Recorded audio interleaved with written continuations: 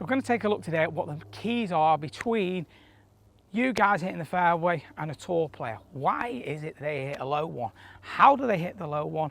And what is the missing ingredient in your game to make sure you can become a fairway finder under pressure? So guys, today we're going to have a look at one of the Tour Pro secrets in terms of getting the ball in play. Now, what is it that they do that you guys don't do? This is one of the big secrets of golf, that they have a fairway finder that people always think is a stinger. It's not. Now, if this is the sort of content you're after, please make sure that you subscribe to the channel. It's free of charge. Click the bell icon below, that gives you the notifications. That way you don't miss any of the future videos. Now, in terms of what these tour players are doing, when they are hitting the low fairway finder, they are teeing the ball right down and they are squeezing it. Now, I was really fortunate just a week or so ago, played a few holes with Matt Fitzpatrick, world number 29, and he hit on one of the par fives, this one that went really, really low, bullet in the middle of the fairway.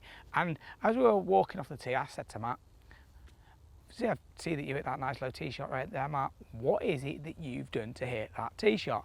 So he said, oh, I often get asked that by a lot of other players because I'm able to hit it so low. So I said, well, does that mean that they're asking you because you're the only one who plays it? He said, oh, no, loads of guys hit a low tee shot. It's just that mine's incredibly low. So as we were talking about it, what is it that he was doing?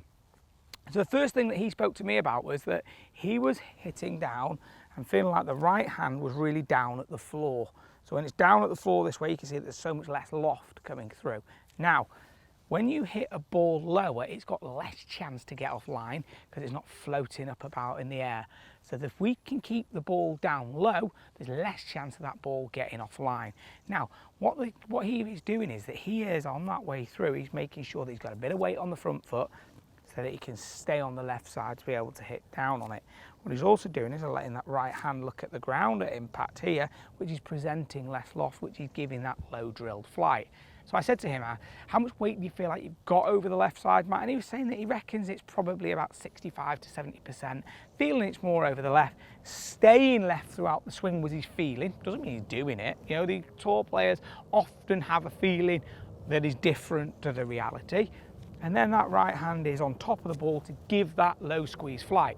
Now, Tiger call this being a stinger, and loads of the guys hit low shots. Now, what we want to try and do is get you guys to be able to have something that if you're under pressure or you are wanting to play on a really tight hole and you want to find the fairway, the key is going to be, we get the ball teed down lower, you feel like your weight stays over this front foot, and on the way through, you stay over that front foot, you keep that right hand down, and then you've got quite a short follow through. For me personally, to hit the really low one, if I want to hit it really, really low, is to feel the right hand a little bit more on top in the backswing. So that means that the club face almost appears a little bit closed. It's not because the leading edge of the club is parallel to my spine there, but it would be there. Instead of being a bit more on this angle, I'm taking the loft off it by keeping the weight on the front foot and making sure the right hand is more on top. For me, it's much easier then to keep that right hand on top throughout the entire action, which gives us the lower flight. Let's give it a little go. What we're going to try and do is make sure that we get that weight over the front foot just a little bit. The ball's teed down really low here, which is giving me the feeling of wanting to stay over that left side. Now, to hit this shot, it's much easier to try and hit a fade doing this because you're going to hit more down on the ball. So I've got the weight over the front foot. I'm going to try and hit this low squeezy fade.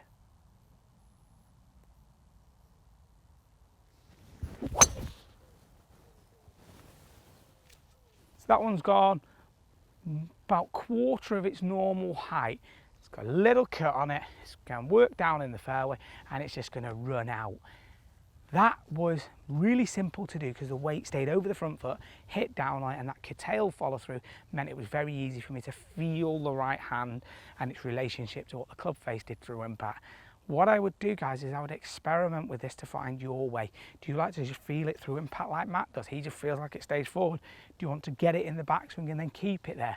But what you do want to do is come out and practice this, because that low teed down shot is a secret that these guys are doing. They're able to use under pressure when they've got to hit a fairway on a hole that's not massively long, but they've got to be in play. And this is the shot that they're going to be playing. Now guys, if you want to see some other shots and find out what the top players in the world are doing and what it is that you can apply from them to your game, comment below what else you'd like to see happening on the channel. As always, thanks for watching. Hope you've really enjoyed it. I'll speak to you again really soon.